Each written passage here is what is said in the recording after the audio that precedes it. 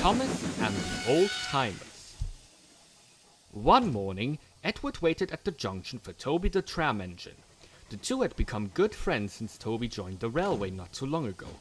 Edward appreciated having another old engine on the line. Toby arrived looking very cheerful.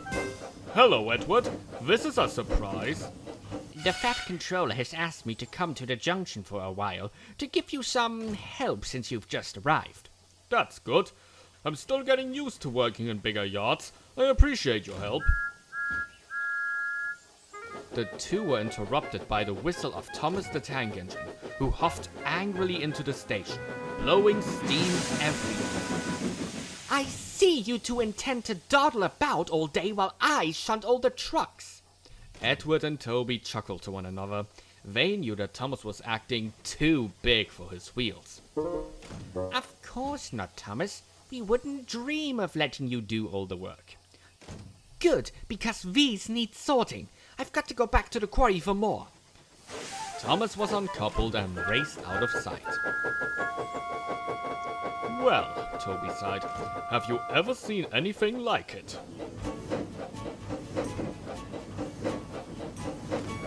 The two engines commenced to shunting the trucks.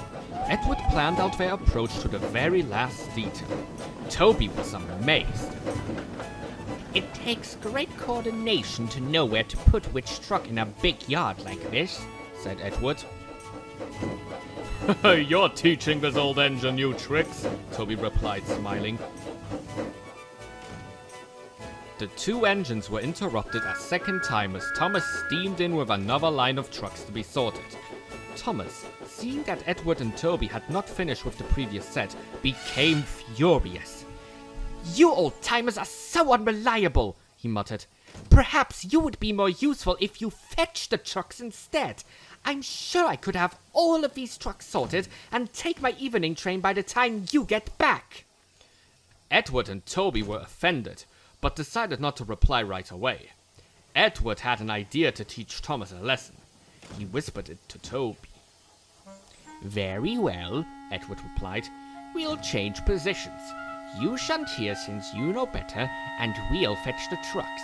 I can't go all the way to the quarry myself, since I'm too heavy, but I'll help after Toby comes down the hill. Deal, Thomas said defiantly.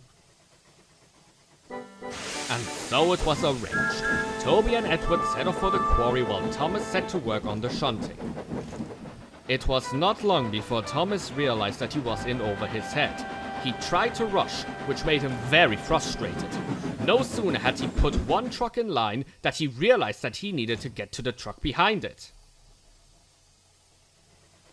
Soon Thomas discovered that he was nearly late for his evening passenger train. He scampered away to find Annie and Clarabelle, thinking he could sneak back afterward to finish shunting.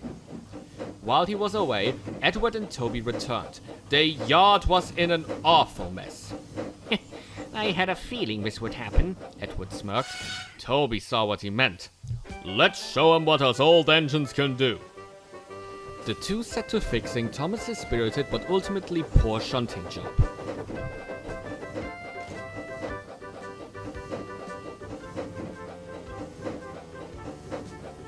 They were very methodical about their approach, and in short order the trucks were nearly arranged.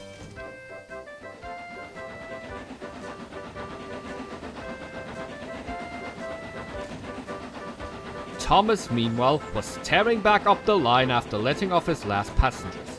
As he approached, he saw how marvelous the yard looked, and couldn't believe his eyes.